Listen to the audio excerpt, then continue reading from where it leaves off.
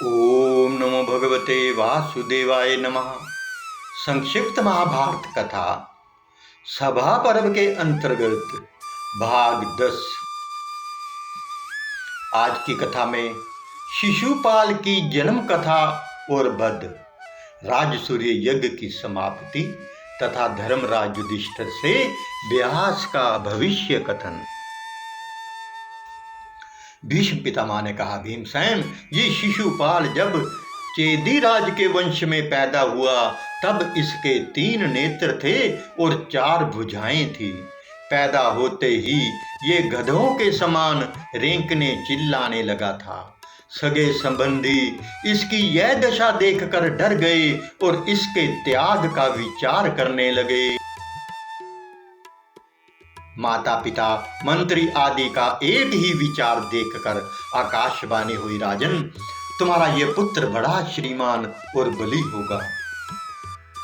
इससे डरो मत, निश्चिंत होकर इसका पालन करो। माता ये सुनकर प्रेम में पग गई। उसने हाथ जोड़कर कहा, जिसने मेरे पुत्र के संबंध में यह भविष्यवाणी की है, वे चाहे कोई हो, स्वयं भगवान, देवता अथवा अन्य, मैं उसे प्रणाम करती हूँ और उससे इतना और जानना चाहती हूँ कि मेरे पुत्र की मृत्यु किसके हाथों होगी। आकाशवाणी ने दोबारा कहा, जिसकी गोद में जाने पर तुम्हारे पुत्र के 2 अधिक भुजाएं गिर पड़े और जिसके देखने मात्र से तीसरा नेत्र लुप्त हो जाए, उसी के हाथों इसकी मृत्यु होगी। उस समय इस विचित्र शिशु का समाचार सुनकर पृथ्वी के अधिकांश राजा इसे देखने के लिए आए थे। चेदीराज ने सबका यथाचित सत्कार करके बालक शिशुपाल को सबकी गोद में रखा, परंतु ना अधिक भुजाएं गिरी और ना तो तीसरा नेत्र लुप्त हुआ। भगवान श्री कृष्ण और महाबली बलराम भी अपनी भुआ से मिलने और उनके लड़के को देखने के लिए चेदीपुरी में आए। प्रणाम, आशीर्वाद और कुशल मंगल के पश्चात स्वागत सत्कार हुआ। अनंतर भुआ ने अपने भतीजे श्री कृष्ण की गोद में प्रेम से अपना बालक रख दिया। उसी समय उसकी अधिक 2 भुजाएं गिर गई और तीसरा नेत्र गायब हो गया। शिशुपाल की माता व्याकुल एवं भयभीत होकर श्री कृष्ण से कहने लगी, श्री कृष्ण, मैं तुमसे डर गई हूँ। तुम आर्तों को आश्वासन और भयभीतों को अभय देते हो, इसलिए मुझे एक वर दो। तुम मेरी ओर देखकर शिशुपाल के सारे अपराध क्षमा कर देना। बस मैं केवल इतना ही वर मांगती हूँ। श्री कृष्ण ने कहा, बुआ जी, तुम शोक मत करो, मैं तुम्हारे पुत्र के ऐसे 100 अपराध भी क्षमा कर दूंगा, जिसके बदले इसे मार डालना चाहिए। भीमसेन, इसी से कुल कलंक शिशुपाल ने आज भरी सभा में मेरा तिरस्कार किया है। भला और किस राजा की इतनी हिम्मत है जो इस प्रकार मेरा अपमान कर सके। ये कुल कलंक अब काल के गाल में है। इस समय ये मूर्ख हम लोगों को कुछ ना समझकर सिंह के समान दिहाड़ रहा है, परंतु इसको पता नहीं कि कुछ ही क्षणों में श्री कृष्ण अपने इस तेज को ले लेना चाहते हैं। भीष्म की बात शिशुपाल से सही नहीं गई। वह क्रोध से जलकर कहने लगा, भीष्म, तुम भाट के समान बार बार जिसका गुणगान कर रहे हो, वह कृष्ण क्यों नहीं मुझ पर अपना प्रभाव दिखाता। निश्चय ही उससे द्वेष करते हैं। यदि तुम्हारी आदत ही प्रशंसा करने की है तो दूसरों की प्रशंसा क्यों नहीं करते। दर्दराज वहली की स्तुति करो, जिसके जन्मते ही पृथ्वी कांप उठी थी। अंग वंगाधिपति कर्ण, महारथी द्रोण, अश्वत्थामा, इनकी भरपेट स्तुति कर लो। क्या तुम्हें प्रशंसा करने के लिए कोई मिलता ही नहीं। तुम अपने मन से ही भोजपति कंस के चरवाहे दुरात्मा कृष्ण को ही सब कुछ मानकर बातें बघार रहे हो। वास्तव में इन राजाओं की दया से तुम जी रहे हो, ये चाहे तो अभी तुम्हारे प्राण ले लें। सचमुच तुम बहुत ही खोटे हो। भीष्म पितामह ने कहा, शिशुपाल तू कहता है कि मैं राजाओं की दया से जीवित हूँ, परंतु मैं इन राजाओं को तृण के बराबर भी नहीं समझता। हमने जिन श्री कृष्ण की पूजा की है वह सबके सामने ही बैठे हैं। जो मरने के लिए उतावले हो रहे हैं वह चक्र गदाधारी श्री कृष्ण को युद्ध के लिए ललकारते क्यों नहीं। मैं दावे के साथ कहता हूँ कि उनको ललकारने वाला रणभूमि में धाराशायी होगा और उसे उन्हीं के शरीर में स्थान मिलेगा। शिशुपाल जोश में आकर श्री कृष्ण की ओर रुक करके बोला, कृष्ण मैं तुम्हें ललकारता हूँ, आओ मुझसे भिड़ जाओ। मैं पांडवों के साथ तुम्हें यमपुरी भेज दूं। पांडवों ने मूर्खतावश तुम्हारे जैसे दास मूर्ख और अयोग्य की पूजा की है, अब तुम लोगों का वध ही उचित है। शिशुपाल की बात समाप्त होने पर भगवान श्री कृष्ण ने बड़ी गंभीर और मधुर शब्दों से कहा, राजाओं ये हम लोगों का संबंधी है, फिर भी हमसे बड़ी शत्रुता रखता है। इसने हम यदुवंशियों का सत्यानाश करने में कोई कोर कसर नहीं की। इस दुरात्मा ने मेरे प्रज्ञ ज्योतिषपुर चले जाने पर बिना किसी अपराध के ही द्वारकापुरी जला देने की चेष्टा की। जिस समय भोजराज रेवेतक पर्वत पर विहार करने के लिए गए हुए थे, इसने उनके सभी साथियों को मार डाला अथवा बांधकर अपनी राजधानी में ले गया। जब मेरे पिता अश्वमेध कर रहे थे तब इस पापात्मा ने उसमें विघ्न डालने के लिए यज्ञीय अश्व को पकड़ लिया था। यदुवंशी तपस्वी भृगु की पत्नी जिस समय सौवीर देश के लिए जा रही थी, यह उसे देखकर मोहित हो गया और बलपूर्वक हर ले गया। इसकी ममेरी बहन भद्रा कुरुषराज के लिए तपस्या कर रही थी, परंतु इसने छल से रूप बदलकर उसे हर लिया। ये सब देख सुनकर मुझे बड़ा कष्ट होता था, परंतु अपनी भुआ की बात मानकर मैं अब तक सहता रहा।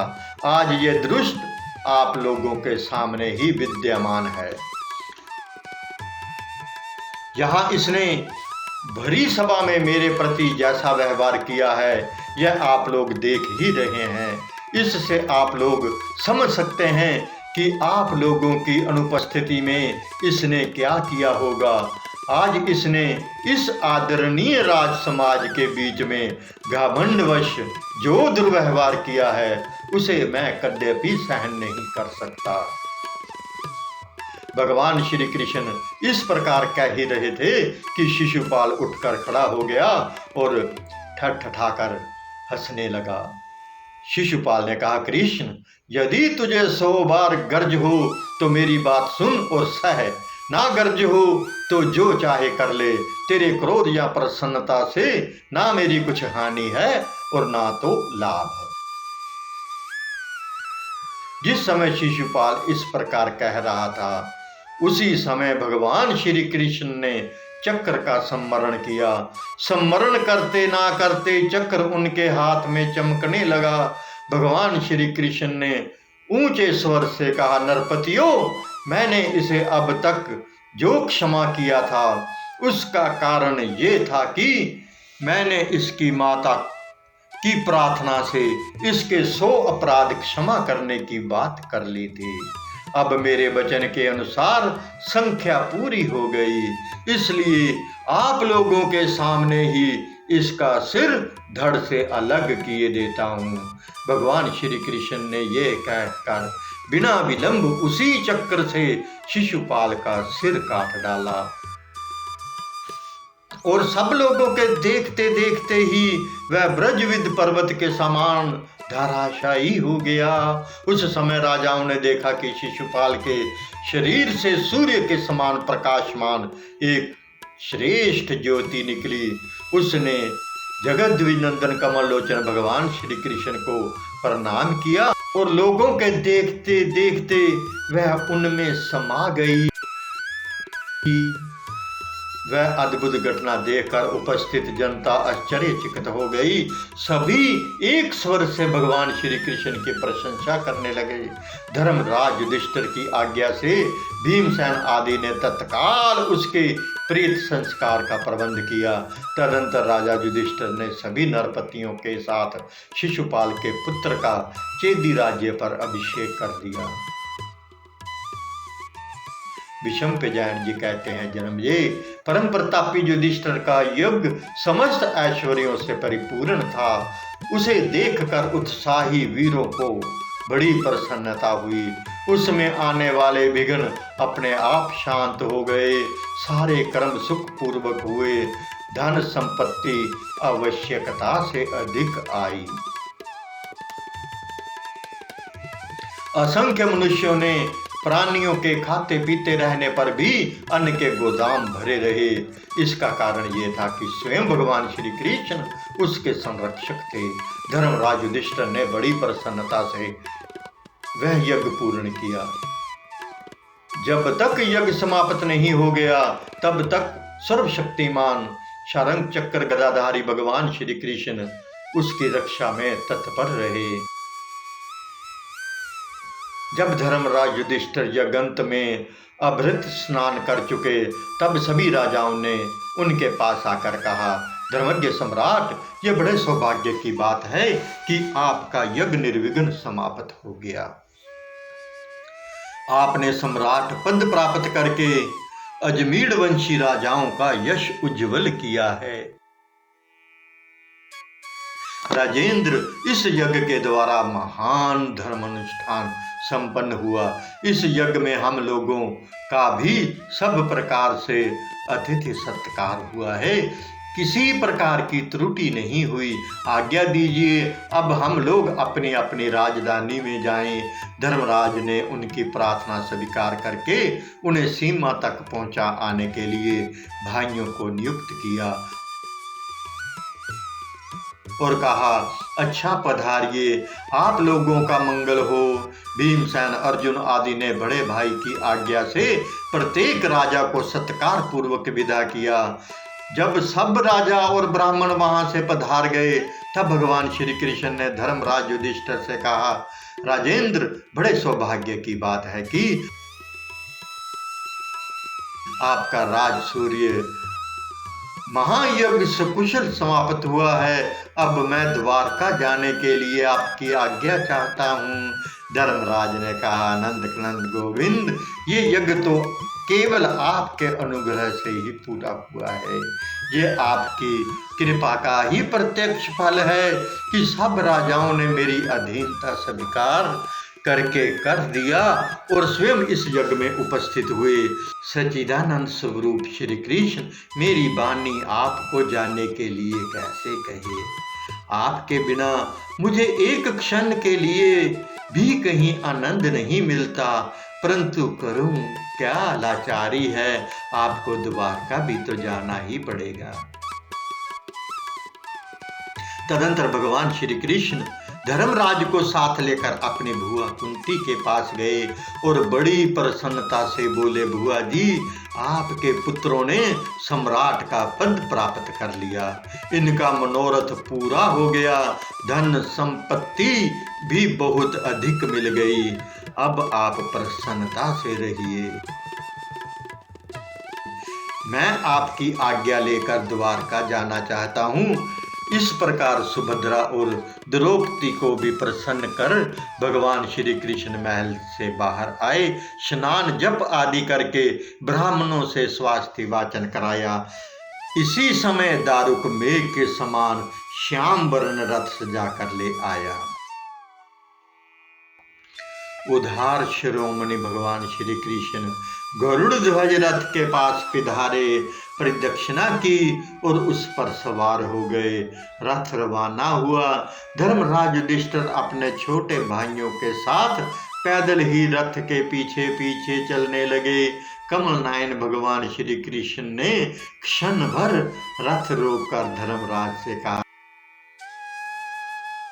राजेंद्र, जैसे मेघ समस्त प्राणियों की रक्षा करता है, जैसे विशाल वृक्ष सभी पक्षियों को आश्रय देता है, वैसे ही आप बड़ी सावधानी से प्रजा का पालन कीजिए। जैसे सभी देवता देवराज इंद्र का अनुगमन करते हैं, वैसे ही आपके सभी भाई आपकी इच्छा पूर्ण करें। इस प्रकार एक दूसरे से कह सुन और मिल भेंट कर श्री कृष्ण और पांडव अपने अपने स्थान पर चले गए। वे शंपेजायन जी कहते हैं, जन्मजय, जब महायज्ञ राज सूर्य जिसका होना अत्यंत दुर्लभ है समाप्त हो चुका, तब भगवान श्री कृष्ण दैत्यायन अपने शिष्यों के साथ धर्मराज युधिष्ठिर के पास आए। युधिष्ठिर ने भाइयों के साथ उठकर पादे आसन आदि के द्वारा उनकी पूजा की। उन्होंने सुवर्ण सिंहासन पर बैठकर युधिष्ठिर आदि पांडवों को भी बैठने की आज्ञा दी। उन सब के बैठ जाने पर भगवान व्यास ने कहा, कुंती नंदन, तुमने परम दुर्लभ सम्राट पद प्राप्त करके इस देश की बड़ी उन्नति की है।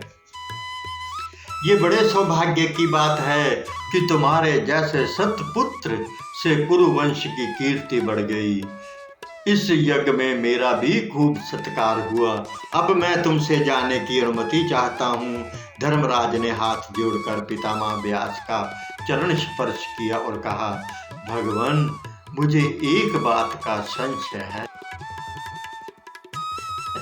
आप ही उसे दूर कर सकते हैं। देव ऋषि नारद ने कहा था कि ब्रजपात आदि दैविक धूमकेतु आदि अंतरिक्ष और भूकंप आदि पृथ्वी उत्पात हो रहे हैं। आप कृपा करके यह बतलाइए कि शिशुपाल की मृत्यु से उनकी समाप्ति हो गई या वह अभी बाकी है। धर्मराज युधिष्ठिर का प्रश्न सुनकर भगवान श्री कृष्ण दैत्यायन ने कहा, राजन, इन उत्पातों का फल 13 वर्ष के बाद होगा और वह होगा समस्त क्षत्रियों का संहार। उस समय दुर्योधन के अपराध से तुम ही निमित्त बनोगे और सब क्षत्रिय इकट्ठे होकर भीमसेन और अर्जुन के बल से मर मिटेंगे। भगवान श्री कृष्ण दैत्यायन इस प्रकार कहकर अपने शिष्यों के साथ कैलाश चले गए। धर्मराज युधिष्ठिर चिंता और शोक से विह्वल हो गए। उनकी सांस गर्म चलने लगी। वे बीच बीच में भगवान व्यास की बात याद करके अपने भाइयों से कहते, भाइयों, तुम्हारा कल्याण हो। आज से मेरी जो प्रतिज्ञा है उसे सुनो।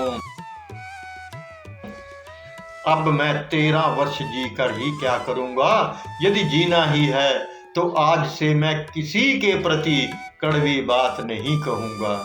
भाई बंधुओं की आज्ञा में रहकर उनके कथनानुसार काम करूंगा। अपने पुत्र और शत्रु के प्रति एक सा बर्ताव करने से मुझ में भेदभाव नहीं रहेगा। ये भेदभाव ही तो लड़ाई की जड़ है ना। धर्मराज युधिष्ठिर भाइयों के साथ ऐसा नियम बनाकर उसका पालन करने लगे। वे नियम से पितरों का तर्पण और देवताओं की पूजा करते। इस प्रकार सबके चले जाने पर भी केवल दुर्योधन और शकुनी धर्मराज युधिष्ठिर के पास इंद्रप्रस्थ में ही रहे। ओम नमो भगवते वासुदेवाय नमः। प्रिय मित्रों, आप सभी हमारे YouTube चैनल कान्हा सेवा के साथ जुड़े तथा अपने सभी मित्रों को भी हमारे चैनल को लाइक और सब्सक्राइब करने के लिए आज ही आमंत्रित करें। आपके मित्र भी इन कथाओं का आनंद लें। धन्यवाद। हरे कृष्ण कृष्ण कृष्ण हरे हरे, हरे राम राम हरे हरे। जय श्री कृष्ण।